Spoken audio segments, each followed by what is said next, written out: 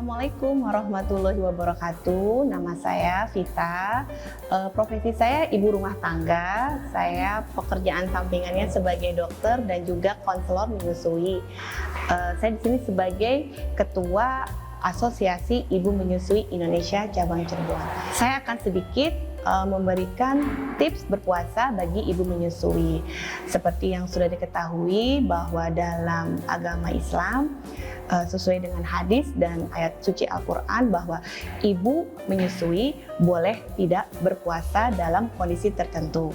Misalnya ibu menyusuinya itu anaknya masih di bawah 6 bulan atau masih ASI eksklusif, karena bayi hanya mendapatkan asupan ASI dari ibunya saja, belum mendapatkan makanan pendamping ASI, sehingga ibu diharapkan tidak berpuasa terlebih dahulu.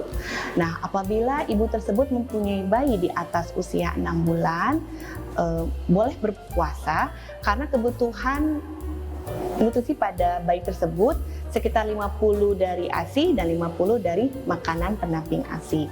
Nah, lalu bagaimana sih caranya supaya bisa sukses menyusui dan juga sukses berpuasa?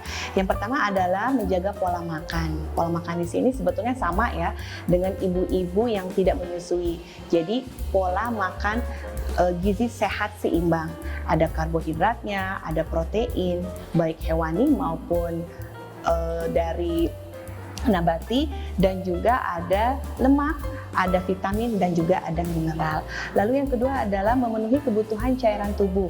Jadi harus dipastikan ya asupan cairan tubuh pada saat sahur dan berbuka.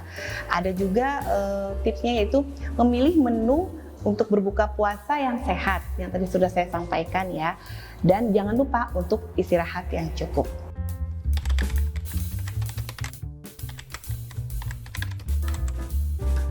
Jadi kita perhatikan untuk bayinya juga ya, apabila bayinya itu merasa ketika dia menyusu ke ibunya rewel, atau bayinya itu buang air kecilnya kurang, berarti dia bisa jadi dehidrasi.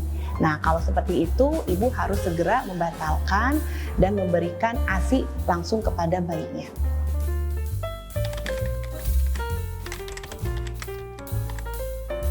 Keuntungannya kan akan mendapatkan pahala. Kalau kerugiannya, sebetulnya tidak ada kerugiannya ya. Jadi kembali lagi, ketika ibu menyusui ingin berpuasa, itu harus dilihat dari kondisi ibu itu sendiri. Apakah ibu tersebut mempunyai bayi di bawah usia 6 bulan atau di atas 6 bulan. Itu yang pertama. Yang kedua, apabila dia mempunyai bayi di bawah usia 6 bulan, disarankan tidak berpuasa terlebih dahulu dan wajib mengkodoknya. Kenapa? Karena kebutuhan nutrisi bayi itu tergantung dari ASI saja. Karena kan bayi masih ASI eksklusif. Jadi secara full 100% kebutuhan ASI tersebut dari ibunya. Nah, kalau misalnya ibunya sudah mempunyai bayi di atas 6 bulan, itu kebutuhan ASI-nya hanya sekitar 50%. 50%-nya lagi dari MPASI, makanan pendamping ASI. Tipsnya bagaimana atau triknya? Ibu bisa menyiasati bayi tersebut untuk dikenyangkan. Jadi bayi yang di atas 6 bulan itu diberikan makanan sehari 3 kali, diberikan snack juga, diberikan buah juga. Nah, menyusunya pada saat kapan? Bayi menyusu pada saat misalnya ketika sedang bangun tidur, atau ketika mau tidur siang, dan atau ketika mau tidur malam.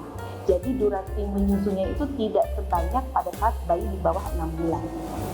Otomatis ibu tersebut tidak terlalu haus pada saat dia menyusui. Karena pada saat ibu menyusui itu mengeluarkan banyak kalori. Kalau mengeluarkan banyak kalori, otomatis cadangan energi yang ada di dalam tubuh ibu tersebut akan lama-kelamaan akan habis, sehingga ibu akan menjadi lemas atau bisa menjadi hipoglikemia. Jadi kadar gula dalam darahnya itu rendah.